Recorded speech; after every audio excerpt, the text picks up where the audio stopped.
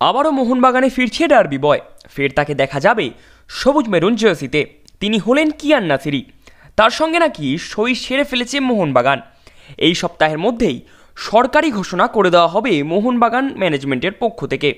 গত মরশুমেই মোহনবাগান থেকে চেন্নাইয়ের এফসিতে গিয়েছিলেন কিয়ান বেশি প্লেয়িং টাইম পাওয়ার লক্ষ্যে, কিন্তু সেখানে গিয়েও বিপত্তি। কিয়ানের ভাগ্য বদলায়নি।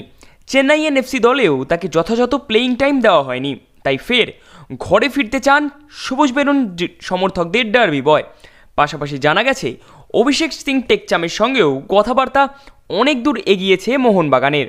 সই হতে আর বেশি দিন বাকি নেই। মোহনবাগান অপেক্ষা করছে অভিষেক সিংয়ের মেডিকেল টেস্টের জন্য। সেখান থেকে সবুজ সংকেত এসে গেলেই সই হয়ে যাবে অভিষেক সিংয়ের। তাছাড়া দল বদলের খেলায় এবার সবচেয়ে চর্চিত নাম মেহতাব সিং, অভিজ্ঞ ডিফেন্ডার। তার সঙ্গেও প্রায় 60% কথা হয়ে গিয়েছে সবুজ মেরুন শিবিরের। যদিও প্রথমে 3.5 কোটি টাকা ট্রান্সফার ফি হওয়ায় পিছিয়ে এসেছিল মোহনবাগান, তবে পরে তারা এই ডিলে এগিয়ে যাওয়ার সিদ্ধান্ত নেয়। শোনা যাচ্ছে কিছুদিনের মধ্যে তাকেও ফাইনাল করে দেবে মোহনবাগান।